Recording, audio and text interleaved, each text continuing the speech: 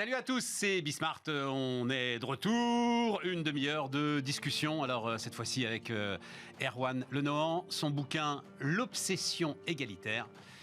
C'est parti, on va voir ça ensemble.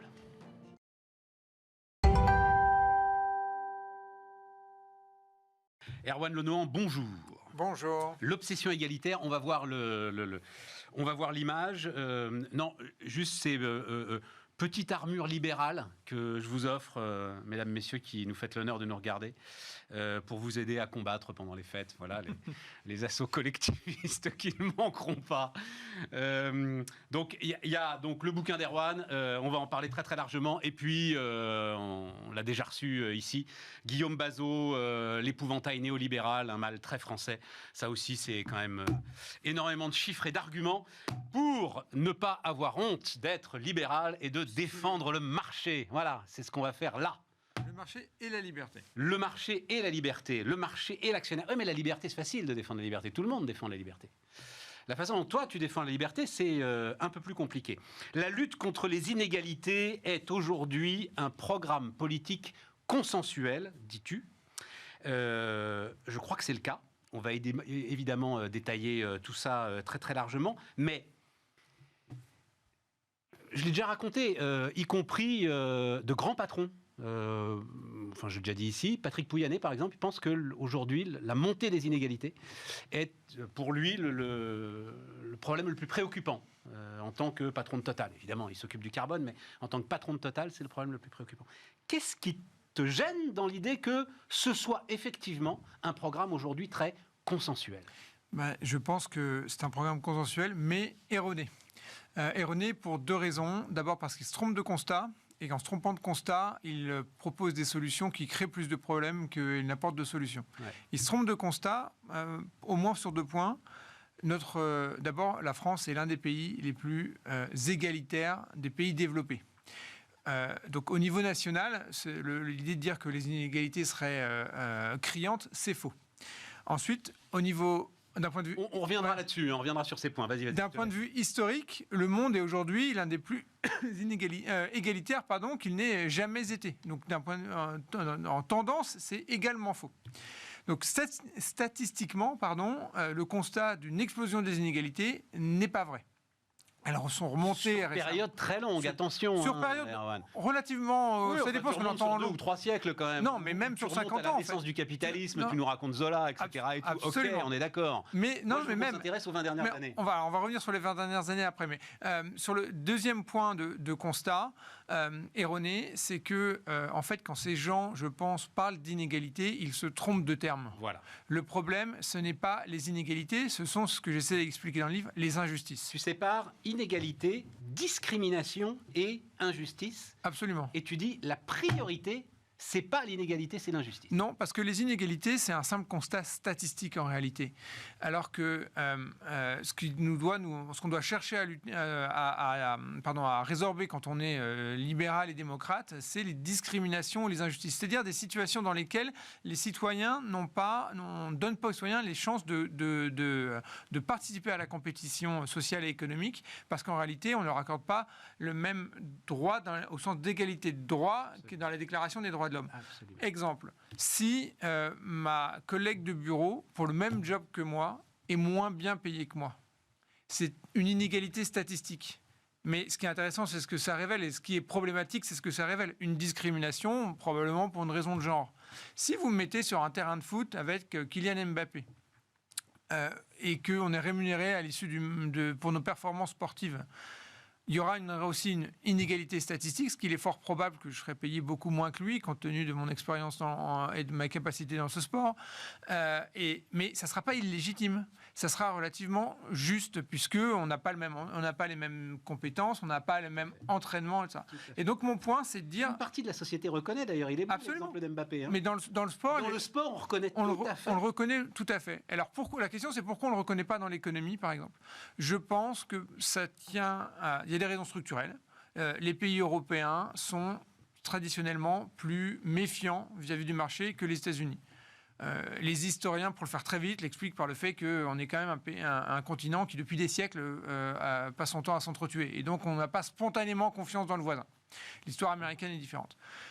Et l'autre raison, c'est qu'aujourd'hui, on est dans une société qui est figée, parce qu'on a voulu lutter contre les inégalités. Et donc, on est dans une conception de l'économie et de la société qui est, j'utilise l'image assez connue, celle du gâteau. On considère que le gâteau ne peut pas grandir. Et donc, si l'un d'entre nous prend une part plus grande, eh ben, ça sera nécessairement à mon détriment. Donc, je vais l'empêcher de le faire. Et donc, en fait, on se bat pour les miettes. Ce que je dis dans le bouquin, c'est on en est dans une société qui passe son temps à se battre pour les miettes plutôt que de réfléchir à faire grandir le gâteau. Juste un mot, parce que la formule est belle. Les Américains donc, expliquent que dans leur pays, toute personne pauvre est perçue comme un millionnaire temporairement empêché. Exactement. La formule, c'est de Steinbeck, je crois. En tout cas, elle est attribuée à Steinbeck. Il y a cette idée aux États-Unis que n'importe qui peut devenir riche. Ce qui est d'ailleurs millionnaire temporairement empêché. Et ce qui est d'ailleurs pas statistiquement vrai. Aux États-Unis aussi, l'égalité des chances n'est pas parfaite. Aux États-Unis aussi, si vous êtes né dans un milieu défavorisé ou selon vos origines ethniques, vous n'avez pas les mêmes chances que vous êtes WASP issu de New York. Mais il y a cette croyance qui est beaucoup plus forte. Je veux revenir, on va voir, j'ai apporté alors un tableau que j'avais déjà, que vous avez déjà vu si vous nous faites l'honneur de nous regarder régulièrement, parce qu'il est frappant. Donc c'est l'INSEE qui avait fait ça à l'occasion d'un Conseil national de la refondation du 12 décembre 2022, très exactement. Donc l'effet redistributif en France, qui est extrêmement puissant, tu reprends ces chiffres d'ailleurs. Donc les écarts sont de 13 fois donc, entre écarts salariaux, purement salariaux, ou en tout cas écart de revenus, on va dire. Au départ, c'est donc un rapport de 1 à 13, ce qu'on appelle les revenus primaires, en tenant compte et de la redistribution et de ce que l'INSEE appelle les prestations en nature, c'est-à-dire l'utilisation des services publics, on se retrouve de 1 à 3. Oui. Donc effectivement, on est très très loin d'une société inégalitaire. Mais, tu cites beaucoup Tocqueville, avec un grand plaisir, ça me permet... très franc, je n'ai pas lu Tocqueville dans le texte, mais ça m'a donné envie de le lire, donc je vais peut-être le faire. Et en tout cas, c'est très plaisant. Et donc, paradoxe, dis-tu, identifié par Tocqueville, à mesure qu'elles se réduisent, les inégalités deviennent plus insupportables. Oui, alors ça, c'est Tocqueville qui l'a mis en évidence, il est connu pour ça, et puis je crois que Raymond Aron l'a repris ensuite dans ses travaux. Les sociétés démocratiques, en fait, qu'est-ce qui fait la différence entre une société d'Ancien Régime et une société démocratique ? C'est que dans l'Ancien Régime, mon destin, il est déterminé de façon exogène. Il est déterminé par Dieu qui va choisir mon salut à la fin de ma vie. Il est déterminé par le corps auquel j'appartiens, tiers état, etc. La société démocratique, qui arrive avec les États-Unis et la France, c'est cette idée que mon avenir repose sur moi-même. Et donc, j'ai entre mes mains la capacité de réussir. Ça a un côté négatif, j'allais dire, c'est que ça fait peser sur les individus la responsabilité de leurs limites et de leurs échecs. Tout à fait. D'où l'intérêt de la redistribution. Le but du bouquin n'est pas de dire qu'il faut supprimer la redistribution. C'est de dire qu'il faut la redistribution et il faut lutter contre la pauvreté et laisser les riches tranquilles, pour le dire très très vite. Et que notre objectif, ça n'est pas d'emmerder les riches, c'est de faire en sorte au contraire qu'il y en ait plus, et c'est de faire en sorte d'aider les pauvres. Et ça n'est pas en empêchant la richesse qu'on empêche la pauvreté. Mais dans ces sociétés donc pour revenir à la question de Tocqueville, dans les sociétés démocratiques où chacun a la possibilité de réussir sa vie, il y a a priori l'idée que si mon voisin a réussi, dans la même société, il n'y a pas de raison que moi non plus je ne puisse pas réussir. Et ce que Tocqueville dit, c'est que donc, progressivement, les gens vont avoir envie des mêmes choses, on va avoir envie de la même consommation, et qu'on va rapprocher de fait les conditions, et qu'on va avoir une égalité de droit. Tocqueville ne dit pas on doit aboutir à une égalité de fait. C'est là où il n'est pas égalitariste, et Raymond Aron non plus. Or, aujourd'hui, dans la lutte contre les inégalités, on est passé de cette logique d'égalité des chances à une logique de on doit réaliser l'égalité réelle de fait. On doit faire en sorte, non pas que les gens soient égaux, mais uniformes. On doit faire en sorte que si mon voisin roule en Porsche, c'est scandaleux et qu'on devrait l'empêcher parce qu'au fond, c'est une offense qui m'est faite. Oui, comme tout le monde ne peut pas rouler en Porsche, à ce moment-là, tout le monde devra rouler en Clio. Exactement. Voilà. Exactement. Et ça, c'est cette idée que... Avec un moteur que Tocqueville identifie et que tu reprends, qui est l'envie. L'envie, absolument. C'est le grand tabou, ça, dont on ne parle pas, en fait, dans l'ensemble de ces sujets, notamment autour de la fortune de Bernard Arnault, etc. Et tout. Même quand tu fais une règle de 3, tu la disperses sur les 60 millions de Français, ça ne change la vie d'absolument personne, la fortune de Bernard Arnault. Mais c'est ce moteur, c'est l'envie, qui est un moteur, mais un moteur aussi de destruction de la cohésion nationale? Oui et non. En fait, je crois que les inégalités en tant que telles sont un problème pour la solidarité nationale, pour la cohésion nationale, mais dans les pays les plus pauvres, dans les pays où il y a des gens qui sont extrêmement pauvres et des gens qui sont extrêmement riches. Ce n'est pas le cas chez nous. Moi, je crois qu'aujourd'hui, en tout cas, ce que j'essaie de montrer, c'est que ce qui fracture la société, c'est beaucoup plus notre obsession de lutte contre les inégalités. Pourquoi ? Parce que quand on lutte contre les inégalités, on maintient les gens entre deux bornes. L'objectif, c'est de les maintenir entre deux bornes. La lutte contre les injustices, c'est de faire en sorte qu'il y ait un plancher. Les inégalités, c'est deux bornes, un plancher, un plafond.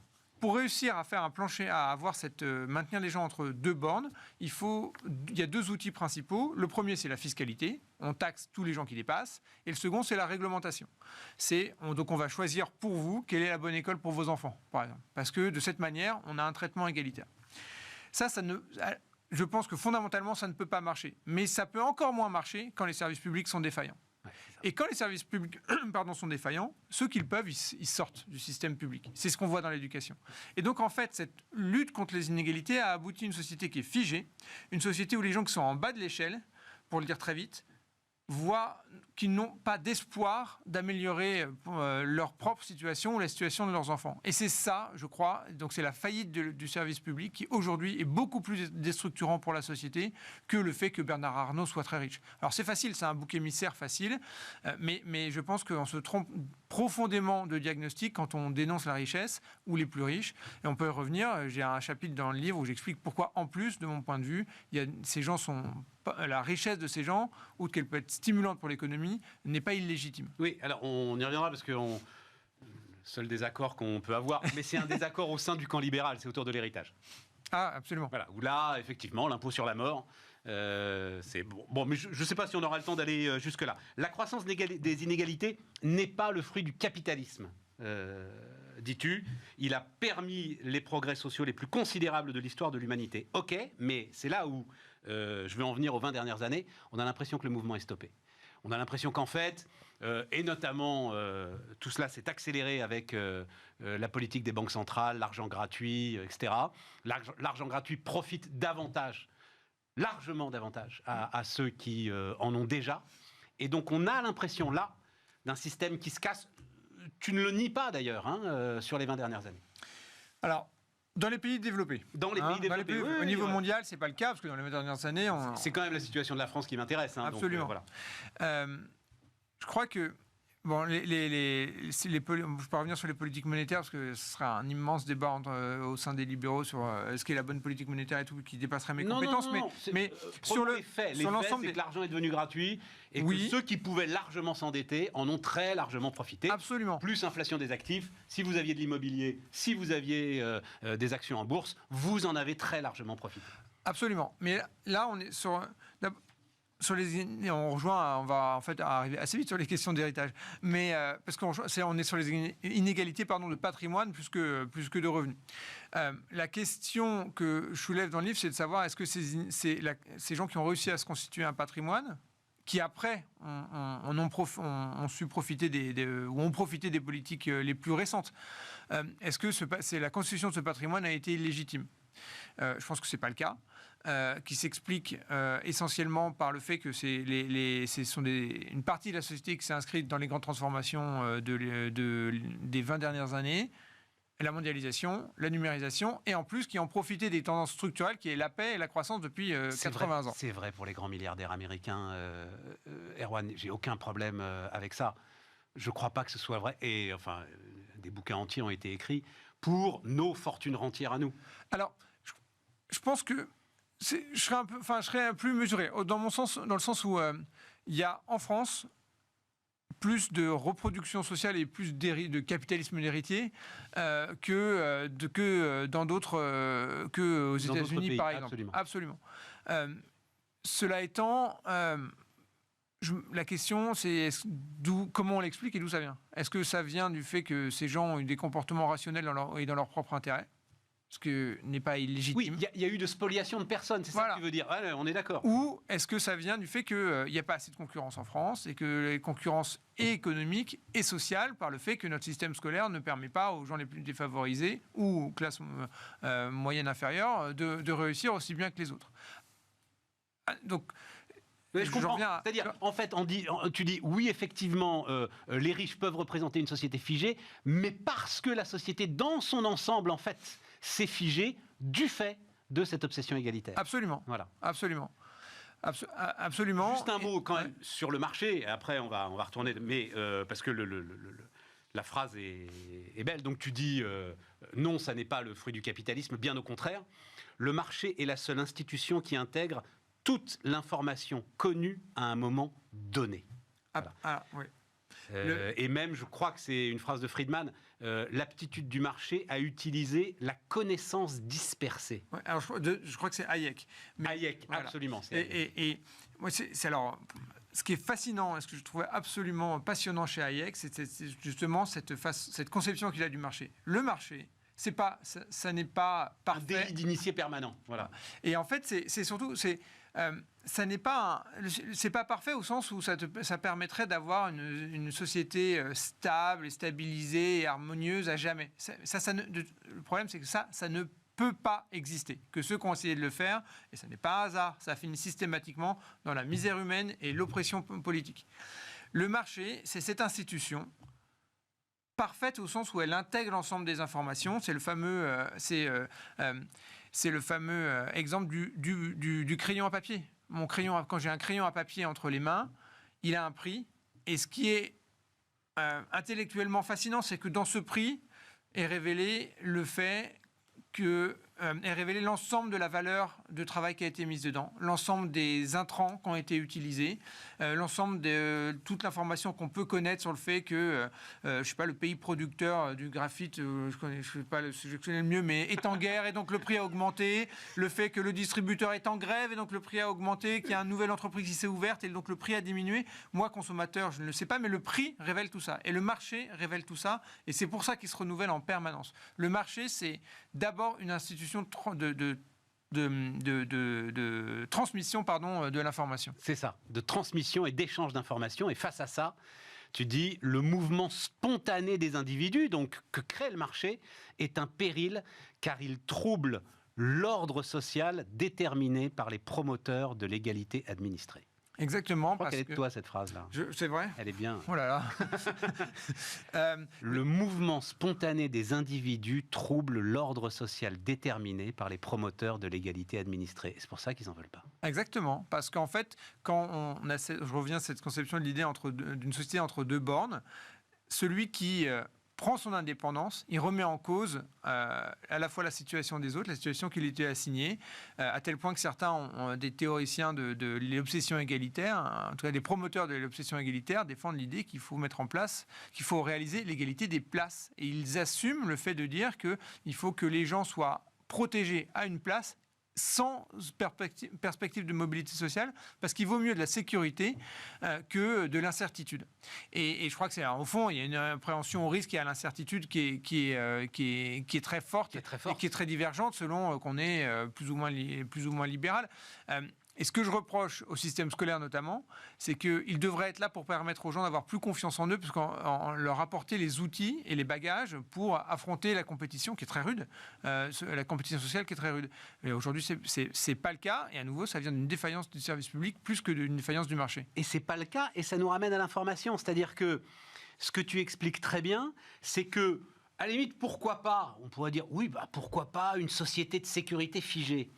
Sauf qu'en fait, ça se passe jamais comme ça.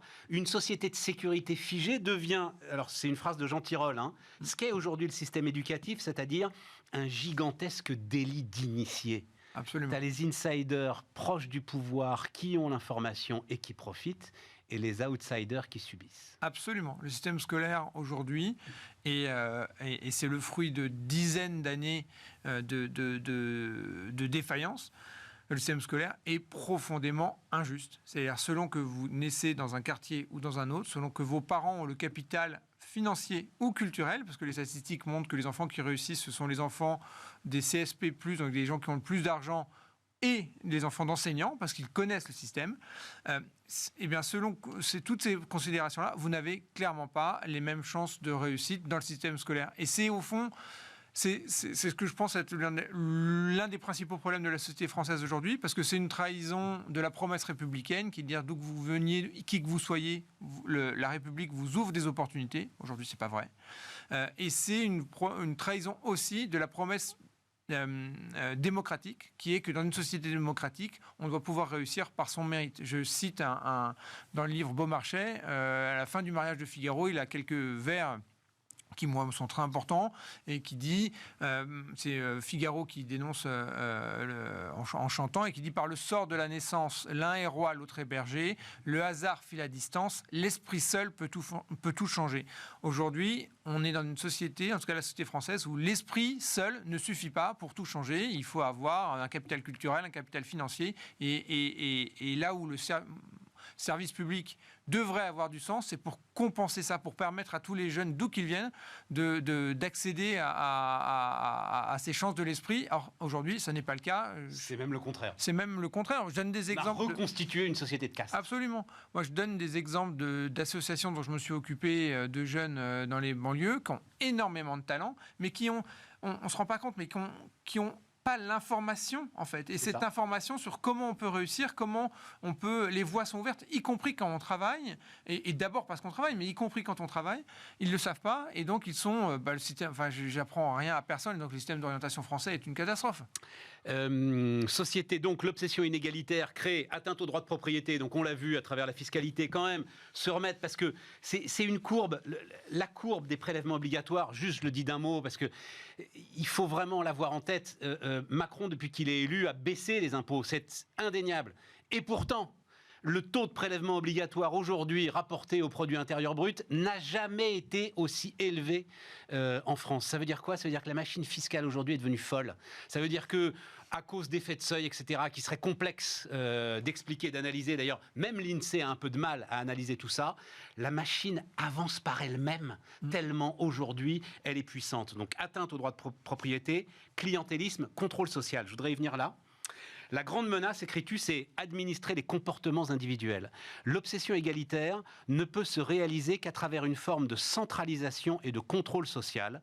Elle ne peut se traduire que par une forme d'ingénierie technocratique, c'est-à-dire par le pilotage non seulement des groupes, mais également des êtres, pour leur dire ce qui est autorisé et ce qui ne l'est pas. Oui. Je trouve que tu vas loin quand même, là. Tu vas fort. C'est la société orwellienne, évidemment, que tu décris là. On n'en est pas là quand même, Erwan. Mais pas comme, enfin, oui, on n'en est pas là, mais en fait, mais pas complètement. Mais on y va, quoi. On y va si on y prend garde. En fait, ce que j'essaie de montrer, c'est qu'il y a quelque chose, moi, qui m'interpelle profondément, c'est que les débats sur la dépense publique et la fiscalité ne sont jamais posés sous l'angle de la liberté individuelle. Or, d'abord sur l'impôt, quand on reprend les débats en 1914 de mémoire, quand a été créé l'impôt sur le revenu, Joseph Caillaux, ministre des Finances, est interpellé par les députés, mais virulemment, qui lui disent « mais la déclaration d'impôt, c'est scandaleux, parce que c'est une atteinte à la vie privée des individus. » C'est juste après la Première Guerre mondiale, en fait. Voilà. Pour payer justement la guerre. Voilà. Et ils disent l'État n'a pas à savoir combien un couple gagne, comment il le dépense, etc. Bon, aujourd'hui, ça nous semble absolument... on est à des années-lumière, il nous semble absolument normal que l'État utilise Google Images pour voir exactement comment on a organisé notre jardin, s'il n'y a pas une petite cabane cachée, etc. Bon. Et ensuite, en termes de dépenses publiques, la dépense publique induit, et par essence, le contrôle social. Pourquoi? Parce que c'est un principe démocratique, en fait. Comme l'argent est prélevé sur d'autres citoyens, il est normal et légitime, d'un point de vue démocratique, que l'administration vérifie la façon dont les bénéficiaires utilisent cet argent. Il ne s'agit pas, pour le coup, normalement, de donner des chèques en blanc en disant « allez-y, voilà de l'argent qui a été pris sur vos concitoyens, faites-en ce que vous voulez, c'est la fête ». Donc, une entreprise qui est aidée, ou une entreprise qui bénéficie d'une subvention, il est normal, démocratiquement, qu'elle rende des comptes et qu'il y ait un agent de l'administration qui vienne et lui dise « attendez, comment vous avez dépensé ici ?» Un citoyen qui touche des aides, c'est également normal. Alors, ça peut être absolument légitime. On peut décider qu'il faut aider les gens, effectivement, et c'est souvent, et dans un certain nombre de cas, c'est très utile. Par contre, on ne peut pas se dire on ne peut pas oublier que ça a des conséquences en termes de liberté et de contrôle social. Et aujourd'hui, mais on a du contrôle social dans tout. Il suffit de voir le nombre de formulaires CERFA qu'on doit remplir à longueur de journée. Il y a eu cette histoire, alors aujourd'hui révolue, mais du RSA conjugalisé, où à un moment, les contrôleurs rentraient dans la salle de bain pour voir s'il y avait bien 2 brosses à dents, et pour voir si le couple était un couple qui vivait effectivement ensemble, et si ce n'était pas une fausse déclaration, puisque ça modifiait le montant du RSA qui était perçu. Et des exemples comme ça, on en connaît tous, des exemples où on vous demande exactement de justifier un ticket de métro parce que vous l'avez passé en frais, etc. Enfin, donc, et du point de vue de l'administration, c'est normal, et du point de vue démocratique, c'est légitime. Mais on en arrive à des aberrations, et ces aberrations, elles sont portées par le fait, comme tu le disais, que la fiscalité ne cesse de croître et que la dépense publique ne cesse de croître. Et en plus de tout ça, les services publics, à l'inverse, la qualité des services publics, à l'inverse, ne cesse de décroître, en tout cas, dans un certain nombre de secteurs. Et ce que tu dis aussi, c'est que ce contrôle social amène aussi forcément de la dénonciation entre voisins, chacun justement s'épier sans vie, pourquoi il y a droit, pourquoi j'y ai pas droit, enfin, du ressentiment. Oui. Et là, c'est l'idée de nation à un moment qui commence à...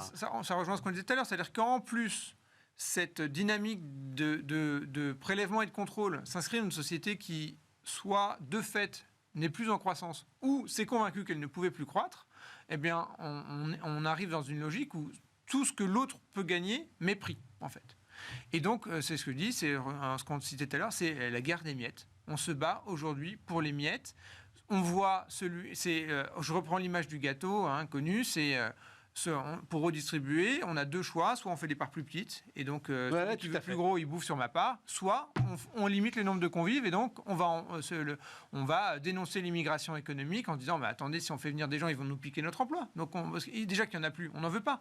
Et tout ça parce qu'on s'est inscrit dans cette logique de réflexion malthusienne, et la combinaison de l'obsession égalitaire et de la conception malthusienne de l'économie font, je crois, beaucoup pour aujourd'hui la frustration économique et sociale. Tu le résumes dans une tête de chapitre, éthique de renoncement, esprit de rationnement.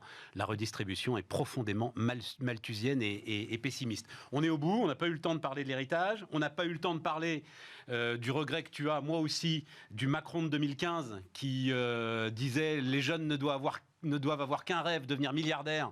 Je ne sais pas s'il oserait le répéter aujourd'hui. Et je voulais juste finir, parce que je ne connaissais pas non plus cette phrase d'Ernest Renan, que je n'ai pas plus lu que Tocqueville. Donc je te remercie. Autour de l'idée de nation, je trouve cette phrase est magnifique. Donc qu'est-ce que la nation ? Un plébiscite de tous les jours, le consentement, le désir clairement exprimé de continuer la vie commune. C'est la grande conférence de Renan en 1881. Et ce qui est très intéressant, ce qu'il faut la lire, c'est une dizaine de pages, je crois. Et ce qui est très intéressant, c'est qu'avant, il dit, est-ce que la nation, c'est une histoire ? Oui, mais non. Est-ce que c'est une langue ? Oui, mais non. Ce qui fait la nation, c'est cette envie qu'on a collectivement de bâtir un avenir commun. Et aujourd'hui, je pense que c'est ça qui est en train de se déliter. Oui. Là, on est au cœur du truc. Le désir clairement exprimé de continuer la vie commune. Voilà, donc allez lire ça, L'Obsession égalitaire, Erwan Le Nohan, et puis l'année prochaine, on se retrouvera pour s'écharper sur l'héritage. Avec plaisir. Et nous, on se retrouve la semaine prochaine. Bonne semaine à vous.